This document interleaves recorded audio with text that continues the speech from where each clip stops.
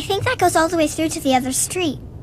If I move this cart, you could walk up its shadow, couldn't you?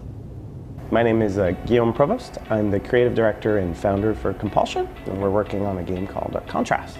And I knew right away that you would want me. It's a game set in the 20s. We wanted to mix, really interesting settings of the 20s and the 40s. So mixing vaudeville and burlesque from the 20s and the film noir era from the 40s, kind of wedged jammed together in kind of a unique pudding. You play the imaginary friend of a little girl named Didi. I was very inspired by Pan's Labyrinth and the idea of Ophelia, which is a little girl in Pan's Labyrinth, imagining or inventing imaginary friends to cope with serious issues that surrounded her life. So from a basic gameplay perspective, you run around like in Tomb Raider, but like in any a situation where you have imaginary friends need special powers. So in our game Contrast, what's so special about the game is you can run around like in Tomb Raider, but you can at any point in time go to any lit wall surface and effectively become your shadow. And that allows us to do a lot of cool things about different ways of traversing through environments, and it forms a basis for what is essentially a multi-dimensional puzzle platformer. On the puzzle front, if you want, the ability to be able to move a light in the environment, for example, as a very simple mechanism, automatically changes the entire landscape of shadows around you. So you can imagine that you can really literally cross across or navigate across the space in an infinite amount of ways that are really only bound by your imagination in certain specific situations. In other cases, we have objects that are shadow casters that you can move, and you can kind of literally build stairs or shape out the shadows that they cast. Because as you bring them closer to the light, the shadow grows. As you bring them further away from the light, the shadows will grow smaller, and you kind of position them in a way that you're kind of building the platform that you're going to be platforming on. On the platforming side, we've explored, again, the idea of being able to skip and move between spaces. So there's situations, for example, in the game where you'll have to run off a ledge in 3D, but you won't have another ledge to catch you. So we have these areas where you have to transition in mid-jump, for example, and catch yourself on a shadow ledge. We really wanted to build a mechanic that was, and I was very inspired by Portal in this sense. We really wanted to build a mechanic that was seamless in the experience, so you maintain your momentum across the spaces, so you can do all kinds of funky things.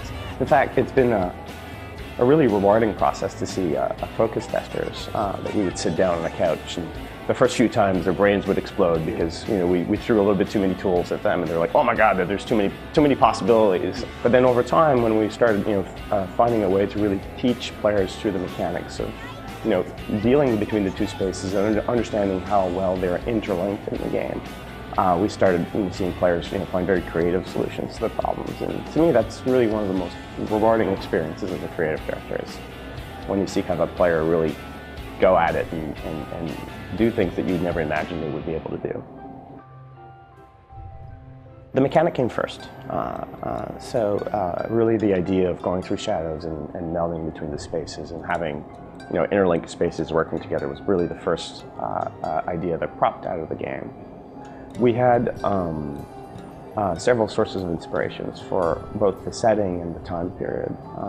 One of the eras that we felt was really well suited to our mechanic was film noir, because traditionally in film noir, the use of shadows has been really one of the most key elements of telling story or showcasing characters. We felt that melded really well within our game mechanics in our world. I was also living in Lyon, in France, at the time that I penned the original design for the document. So a lot of the architecture that's in the game is directly inspired from that city. The kind of the red rooftops and the old cobblestone streets really come out from that city. There are definitely elements in the game that we'll reveal about the imaginary character. The biggest role that she plays in the game is really to help the child cope with or resolve family issues, and we didn't want to tell just the regular, story of the, long-lost princess of a last tragedy that happened. We wanted to tell something that was a little bit more grounded, and I think we're lucky in that sense, because I feel that we've hit on a time in the market where these kinds of topics of family and parenthood, are a lot more preponderant in games. I mean, I can take Clementine in The Walking Dead as a recent example of that. So I'm really excited that we're falling at a great time for the market for it.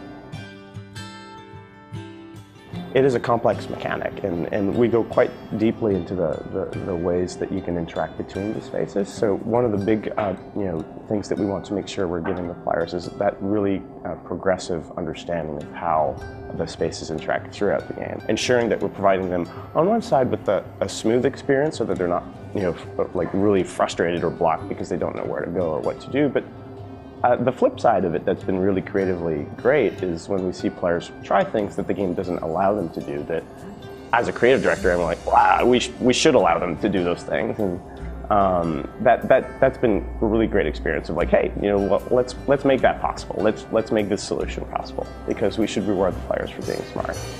We had a really fantastic response from the gaming community. We had over 200,000 players come over and give us some support, and we've also listened quite a bit to the feedback of the community. And so we wanted to give back to that community. We're going to go out and have a Steam PC launch, which we're hoping to release in May. We're still waiting for an actual physical date from Valve, but we were expecting it to come out in May on Steam.